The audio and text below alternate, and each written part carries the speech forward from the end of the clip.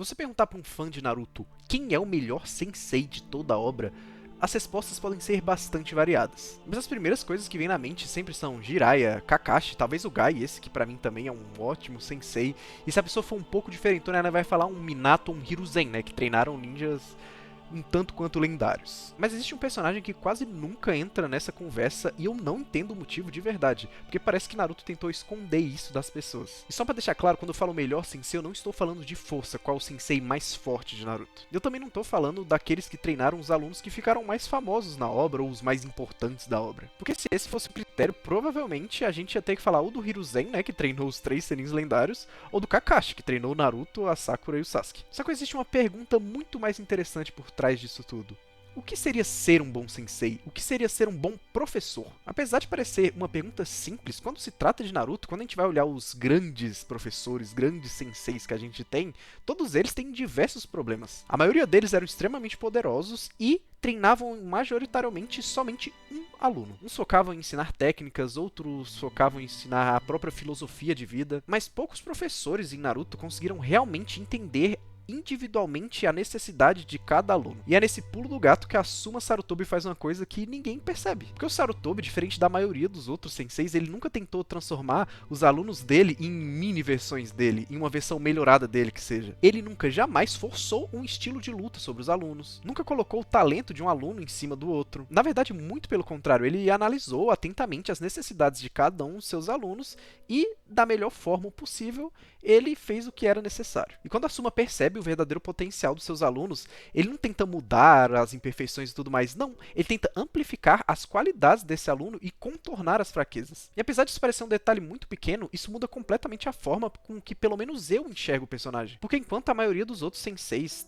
ensinava ninjas a aprender técnicas, o Asuma ele ensinava pessoas a se desenvolver. E pra mim essa é a maior diferença dele entre todos os outros senseis da obra. Quando a gente pensa no Kakashi, por exemplo, a gente de imediato já pensa no treinamento que ele fez com o Sasuke para ele desenvolver o Chidori, ou então o treino dele com o Naruto para desenvolver o Rasen Shuriken. E a gente tem toda essa visão da importância que ele teve e ele realmente teve no desenvolvimento dos protagonistas. Só que quando você pensa exclusivamente nos membros do time 7, você vai ver que o Kakashi ele teve uma influência muito pequena no que eles vieram a se tornar. A própria Sakura, ela evoluiu por causa do Kakashi ou ela evoluiu por causa do árduo treinamento que ela teve quanto Tsunade, tanto fisicamente quanto para ser uma ninja médica? O Sasuke melhorou graças aos ensinamentos do Kakashi ou na verdade foi porque ele resolveu abandonar tudo, porque ele se sentia fraco e foi correr para debaixo das asas do Orochimaru? O próprio Naruto ele teve incontáveis senseis durante a obra, a gente pode dizer assim, o próprio Killer Bee, o Jiraiya, que é o mais icônico de todos, é claro, e o Kakashi foi só mais um deles. E apesar das coisas que eu falei talvez tenha uma certa discussão, quando a gente olha pro time 10 eu acho que não tem discussão nenhuma. É possível a gente olhar pros membros do time 10 e falar que algum deles foi negligenciado pelo Asuma? Porque o Chikamaru, o Shoji e a Ino, eles são personagens completamente diferentes um do outro. Eles têm 3 estilos de luta que são completamente diferentes, apesar deles serem complementares,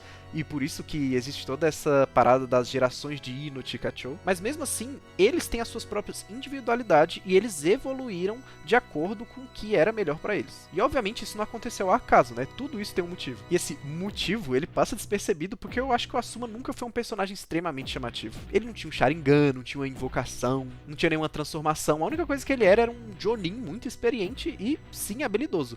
Tem o fato dele ser filho do terceiro Hokage, mas isso é jogado de qualquer forma na obra que, meu Deus do céu. Quando a gente fala em Asuma, o que todo mundo vai lembrar é das lâminas de chakra dele, que ele usa o elemento vento, todo mundo lembra disso, e que ele fumava mais que lutava. Isso aí é uma percepção geral, eu acho, das pessoas. Só que eu acho que o Kishimoto ele tem um dom de esconder os melhores personagens por trás de aparências comuns. Quanto menos espetacular, quanto menos performático um personagem parece, quando você vai olhar nas entrelinhas, vai analisar, esses personagens costumam ser os mais interessantes. E com Asuma isso acontece o tempo inteiro. Aliás, tem uma cena em Naruto que pra mim exemplifica perfeitamente quem ele era como professor. Muito antes da luta contra o Idan, muito antes da morte dele. E é uma cena simples, é uma cena quase que esquecível. Só que é uma cena que revela exatamente o porquê que ele entendia os alunos dele melhor do que qualquer outro sensei de Naruto. E quando eu começar a falar dela, talvez você mude um pouco sua percepção que você tem sobre o personagem. Só que antes de eu falar disso, a gente tem que responder uma pergunta fundamental. Toda vez que eu falei sobre sensei, sobre professor, eu acho que eu fiz um paralelo mais com a vida real sobre os ensinamentos, mas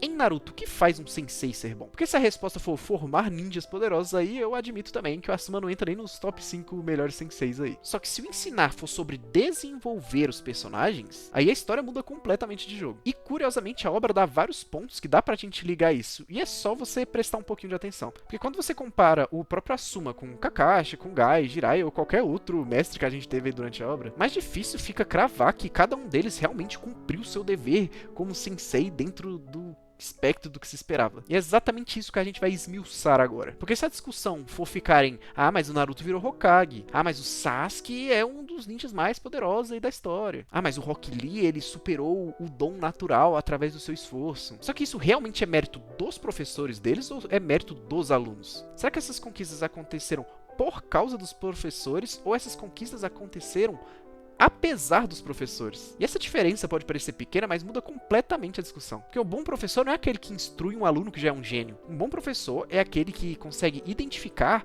o potencial oculto ali naquele aluno e fazer ele florescer, fazer ele se desenvolver. E pra mim, nisso o Asuma brilha demais. Obviamente, diferente do time 7, o time 10 nunca foi tratado como um dos protagonistas. As missões deles raramente estavam no centro ali da história. A gente, acredito eu, que nunca teve um episódio inteiro, pelo menos, dedicado a mostrar treinamento deles. As lutas deles ali, com exceção, eu acho que do Shikamaru contra o Idan, nunca fizeram nenhuma movimentação significativa ali no mundo ninja. Só que se você observar atentamente, você vai perceber alguns detalhes interessantes. O time 10 dessa geração ali de Naruto, talvez seja a única equipe em que todos os três conseguiram se desenvolver de forma consistente, mantendo todas as suas particularidades e a sua identidade pessoal. Nenhum deles abandona quem ele é, nenhum deles precisa abandonar o seu estilo próprio de luta, nenhum deles dependeu de um mestre externo para conseguir atingir o seu potencial máximo. Isso faz com que eu volte do ponto que eu falei, que é porque o Asuma nunca tentou criar uma versão melhor dele mesmo nos seus alunos. Ele criou uma versão melhor de cada um dos seus próprios alunos, a melhor versão que eles poderiam ser. E falando dos alunos dele, a gente já vai começar logo falando do mais óbvio, que é o Shikamaru. É impossível a gente falar de Asuma sem falar de Shikamaru, porque o Shikamaru ele acaba virando quase com a extensão ali da filosofia do Asuma. Mesmo que ele não tenha feito isso de forma forçada, o Asuma acabou sendo um próprio espelho junto ao próprio pai do Shikamaru também. E uma coisa que é muito legal é porque a primeira vez que o Shikamaru aparece, na verdade as primeiras vezes, ele não é um aluno simplesmente preguiçoso. A série sempre deixa bem claro que na verdade ele é um gênio, só que ele é um gênio completamente desinteressado daquele mundo ninja, de todas aquelas coisas complexas. Ele sempre evitou esforço, sempre evitou responsabilidade. O maior sonho dele era literalmente viver uma vida longa, tranquila e sem grandes preocupações. Igual ele falava, ele queria ser uma nuvem, né? E qualquer outro professor, ou pelo menos a maioria dos professores, tentariam consertar isso no Shikamaru. Faria com que ele treinasse mais, cobraria mais disciplina dele, botaria mais horas de treinamento, obrigaria ele a se dedicar muito mais. O que o Asuma fez, na verdade, foi o completo oposto disso. O Asuma, ele entende que o problema do Shikamaru nunca foi falta de inteligência ou de talento, era uma falta de um propósito. Então, ao invés dele obrigar o Shikamaru a agir como um Naruto, ou como um Sasuke, ou como um Neji, ele teve uma sacada muito mais inteligente. Ele consegue criar situações onde o Shikamaru consiga entender, né,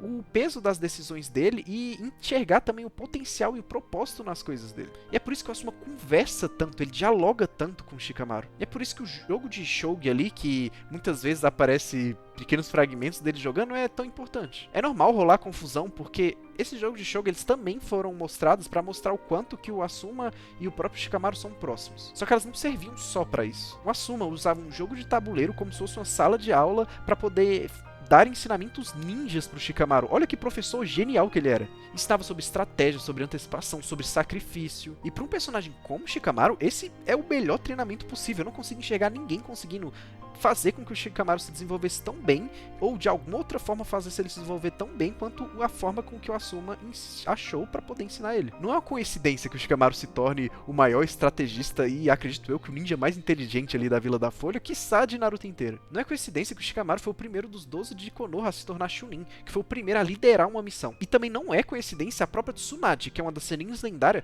confiar tanto no Shikamaru. E posteriormente o Naruto, que virou Hokage, também tem o Shikamaru como seu braço direito. E tudo isso começa muito antes naquele simples jogo de tabuleiro. Mas para mim o maior ensinamento que o Asuma deu pro Shikamaru foi quando ele já não podia ensinar mais nada. Durante aquela missão que eles se esbarram ali no Idan e no Kakuzu, o Shikamaru ainda era um garoto brilhante. Só que depois daquela missão, mais que isso, ele vira um líder. Isso acontece não porque ele consegue derrotar o Idan, mas sim porque ele consegue entender o peso ali das escolhas dele. Quando Asuma diz que o rei deve ser protegido, apesar dessa frase parecer enigmática, eu lembro que muita gente começava a falar o que seria o rei? Será que o rei é o Hokage? Será que o rei são as crianças? Será que o rei são as próximas gerações? Só que na verdade, o que fica entendido mesmo é que cada geração vai defender uma coisa diferente. E o Shikamaru conseguiu entender essa lição, que o dever de um líder não é proteger só a si mesmo, é garantir que ainda existe um futuro promissor à frente. E esse pensamento molda toda a vida adulta do Shikamaru, e é impossível desassociar tudo isso ao próprio Asuma. E agora a gente vai falar de uma personagem que é extremamente subestimada pela fandom, a grande Ino Yamanaka, que por muito tempo foi vista somente como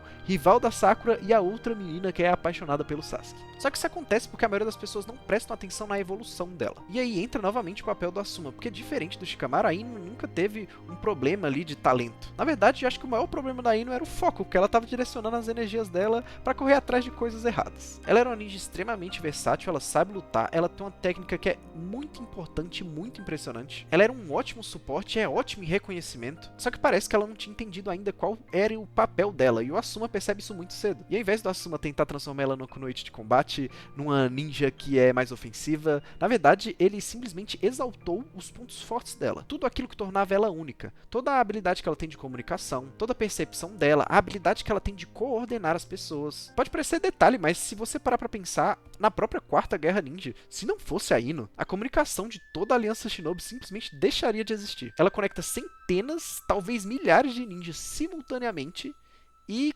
permite que a comunicação deles continue fluindo. Ela coordena ataques, ela sincroniza estratégias. É uma função ali na guerra que é quase que invisível, só que é indispensável. Isso reflete exatamente o tipo de desenvolvimento que o Asuma pregava com seus alunos. Nem sempre a coisa mais chamativa, mas sempre a coisa mais eficiente. Fora isso, a gente ainda tem esse amadurecimento emocional após a morte do Asuma. É justamente a Ino que ajuda o time 10 a se manter unido. Ela amadurece, aprende a lidar com as perdas, e ela deixa pra trás totalmente aquela adolescente chata e impulsiva que ela era no início de Naruto. E um outro personagem que é mostrado pra gente que carrega o legado da Asuma nas costas é o próprio Choji Akimichi. No início de Naruto, eu acho que o Choji ele era tratado até como um alívio cômico. Era o gordinho ali que só queria comer um salgadinho, só pensava em comida. Isso faz a gente acreditar que ele é um ninja ali meio qualquer coisa, sabe? Que não ia fazer diferença nenhuma na história, que era um ninja irrelevante. Só que basta você perceber como o Asuma se relaciona com ele que você consegue pegar algumas coisas bem interessantes. Enquanto quase todo mundo só via o Choji como um gordinho, via apenas a sua aparência,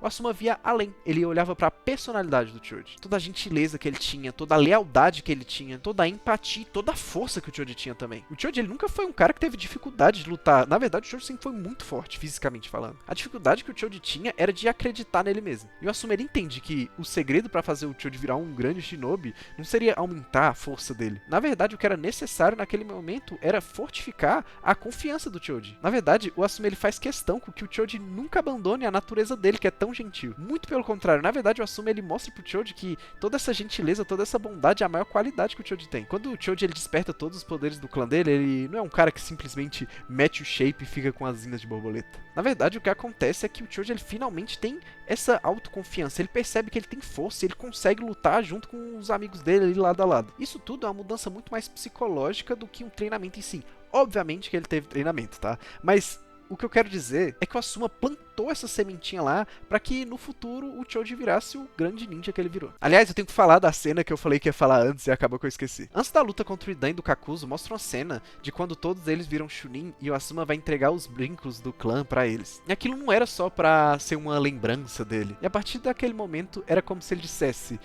agora é com vocês.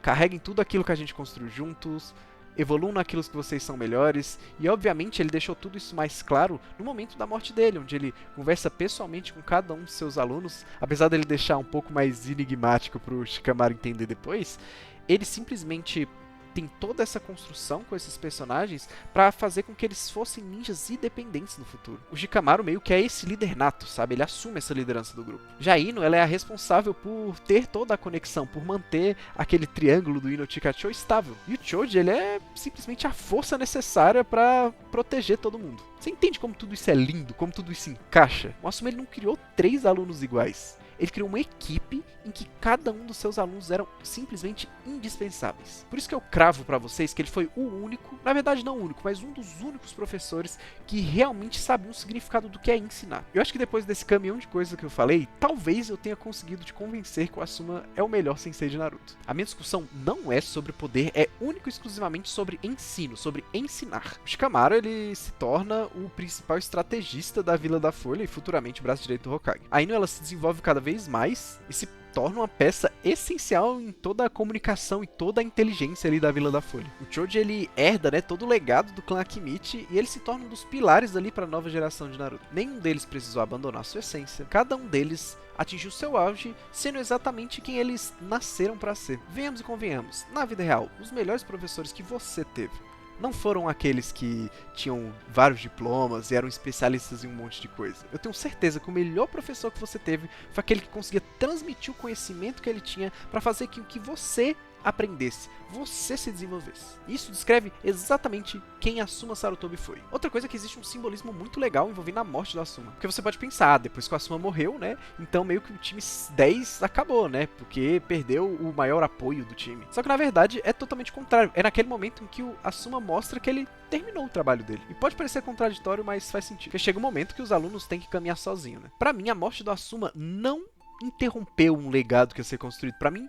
a única coisa que faz é consolidar o legado do próprio Asuma. E falando pela milésima vez, pra mim, nenhum outro professor supera Asuma Sarutobi. Mas pra mim, não existe coisa mais bela do que uma boa discussão. Então agora eu quero saber a sua opinião. Se você tivesse que escolher um sensei de Naruto inteiro pra ser seu professor, qual que você escolheria? Será que você escolheria o Kakashi, o Jiraiya, o Gai ou algum outro? Escreve aqui nos comentários que eu quero ler o argumento de vocês pra isso. Eu tenho certeza que isso renderia boas e longas conversas, viu? Se você gosta desse tipo de vídeo, desse tipo de análise, vamos dizer assim, recomendo que você se inscreva aqui no canal. Me ajuda demais a continuar produzindo conteúdo aqui, que não é fácil, é cansativo pra caramba. Eu tenho certeza que você não vai se arrepender, que tem um monte de vídeo legal aqui no canal e a tendência é só melhorar. E se você gostou desse vídeo também, eu tenho certeza que você vai adorar o próximo vídeo que tá aparecendo aqui na tela em algum lugar. Até o próximo vídeo. Valeu, falou, tchau!